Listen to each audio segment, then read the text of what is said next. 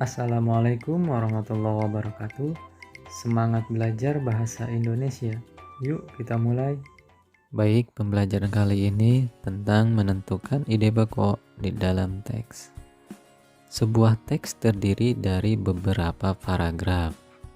Setiap paragraf memiliki ide pokok yang berbeda.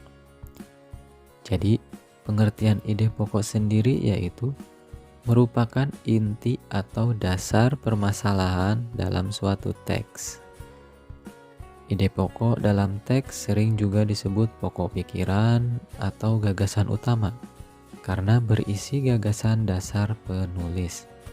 Kemudian fungsi dari ide pokok sendiri itu apa ya?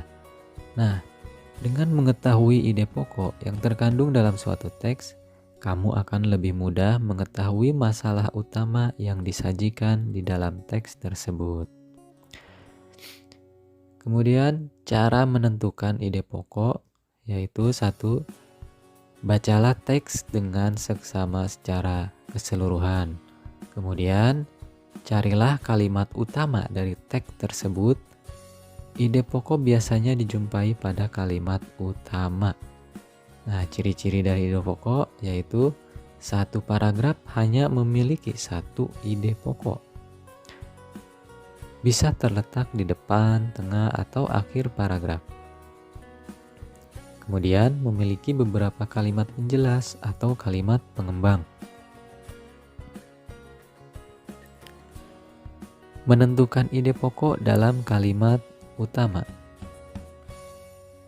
Dalam suatu paragraf atau teks tulis, ide pokok dapat dijumpai dalam kalimat utama. Kalimat utama berisi informasi utama yang menjelaskan dasar permasalahan di dalam teks. Kalimat utama biasanya terdapat di awal, di akhir, atau di awal dan di akhir suatu teks. Perbedaan kalimat utama dan kalimat penjelas. Selain kalimat utama, dalam suatu paragraf atau teks terdapat kalimat penjelas. Kalimat penjelas dapat berisi informasi tambahan untuk menjelaskan lebih rinci hal-hal yang disampaikan kalimat utama.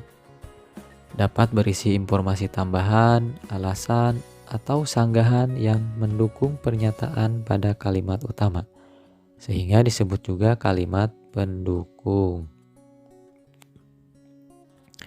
Nah, sekarang contohnya di sini ada teks tentang serangga menggunakan 6 kakinya untuk bergerak. Nah, bagian merah ini merupakan kalimat utama, sedangkan bagian yang hijau adalah kalimat penjelas.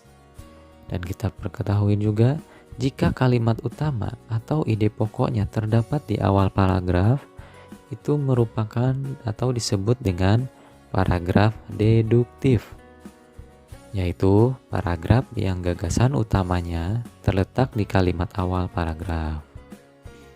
Sebaliknya, jika gagasan utamanya berada di akhir kalimat, itu dinamakan dengan paragraf induktif, ya. Gagasan utama paragraf induktif berada di akhir kalimat dalam paragraf. Nah, contoh lain di sini ada teks tentang gurita. Coba kalian baca.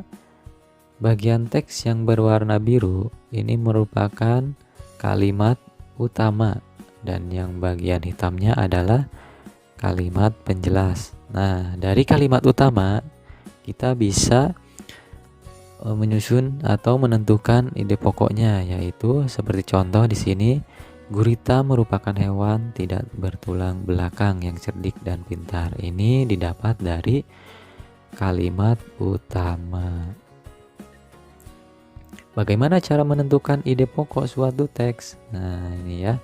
Hal yang perlu dilakukan untuk menemukan ide pokok yaitu yang tadi sebelumnya juga sudah kita sampaikan, membaca teks secara keseluruhan, mencari kalimat utama teks tersebut, kemudian menemukan informasi dalam kalimat utama. Lalu Bagaimana dengan menentukan ide pokok berdasarkan gambar? Nah, kamu dapat menentukan ide pokok dari gambar. Cara menentukan ide pokok dari gambar yaitu perhatikan apa saja yang ada pada gambar dan bagaimana situasi dalam gambar. Nah, dalam gambar berarti ada apa saja di situ, apa gambarnya, kemudian apakah manfaat dari gambar atau bagaimana bentuk gambar dan lain-lain. Kamu dapat menentukan ide pokok dari gambar berdasarkan objek-objek yang ada pada gambar tersebut. Contoh, kita lihat ada gambar, 3 gambar di sini. Yang pertama, gambar mengenai apa itu? Tanah liat ya. Tanah liat. Kemudian yang kedua, pengerjaan tanah liatnya atau caranya. Yang ketiga ada berbagai bentuk tanah liat ya. Kita cari ide pokoknya, misalkan pada gambar pertama ide pokok yang didapat yaitu manfaat dari tanah liat. Nah, tanah liat ini kan bermanfaat sekali, banyak manfaatnya. Nah, manfaatnya untuk apa nanti dijelaskan sebagai kalimat penjelas ya. Sedangkan ini ide pokoknya adalah manfaat dari tanah liat. Yang kedua, ide pokoknya misalkan kita tulis cara membuat gerabah dari tanah liat. Yang ketiga, barang-barang yang terbuat dari tanah liat. Nah, itu setelah kalian mendapatkan ide pokok dari gambar, kemudian nanti kalian bisa mengembangkannya menjadi sebuah cerita atau paragraf. Mengembangkan ide pokok atau membuat cerita pendek berdasarkan ide pokok. Langkah-langkahnya sebagai berikut. Yang pertama, kalian menentukan topik, cerita atau paragraf yang akan dibuat. Kemudian, menentukan ide pokok dari cerita yang akan dibuat. Membuat kalimat utama yang berisi ide pokok. Menuliskan informasi tambahan ke dalam beberapa kalimat untuk mendukung kalimat utama yang telah dibuat. Merangkai kalimat-kalimat tersebut hingga menjadi sebuah cerita pendek yang urut. Dan memperhatikan ejaan dan pemilihan kata saat membuat dan merangkai kalimat menjadi suatu cerita pendek. Nah, demikian penjelasan mengenai menentukan ide pokok. Semoga bermanfaat. Semangat belajar. Terima kasih. Wassalamualaikum warahmatullahi wabarakatuh.